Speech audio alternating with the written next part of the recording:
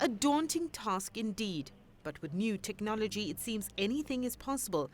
And who better than this new tech-savvy generation to pull it off? The city of Joburg is challenging young software developers under the age of 30 to create an app that will enable it to document and maintain addresses and street names throughout the city. We aren't looking really for the gee whiz super geeks who can do amazing stuff. I think we are looking for people who come up with creative ideas and can at least produce a working prototype. Once the idea goes further, if it were to win the prize, we can then bring to bear other developers to assist them if they need assistance.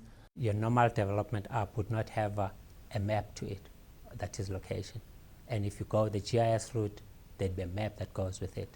Then you can see where you are, and in relation to that, you can see the surrounds of that point, which means you get a far better view of what you're talking about, as opposed to just the written word or a table or a chart for that matter. We often take it for granted, but having an address can literally be a life or death call.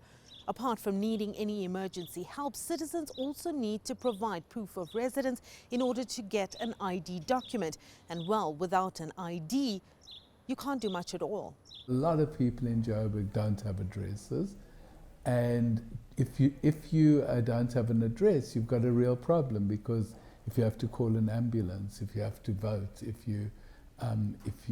there's a census, how do people know where you are, who you are? It's such an important piece of information of a smart city. It's a point of service delivery, so we have to serve the citizens with services like power, like water, and like refuse removal, for instance.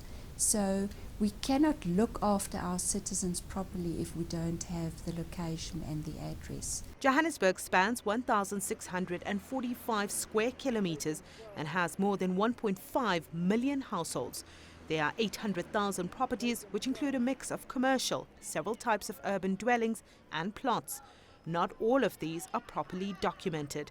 Informal settlements pose a further challenge. According to the UN, almost 25% of the city's population also live in informal settlements where there are no proper streets. With an informal settlement, you normally have the main dwelling, and then you have backyard shacks as well. And there's not a formal layout, so you don't have a street name, or you don't even have a street. With an address, you cannot have just the number. You have to attach it to a specific street as well. Applicants have until the 31st of August to submit their ideas. The winning idea will earn $10,000. All finalists will be trained on developing applications and on how to use location-based technology. Sumitra Nydoo, CCTV, Johannesburg.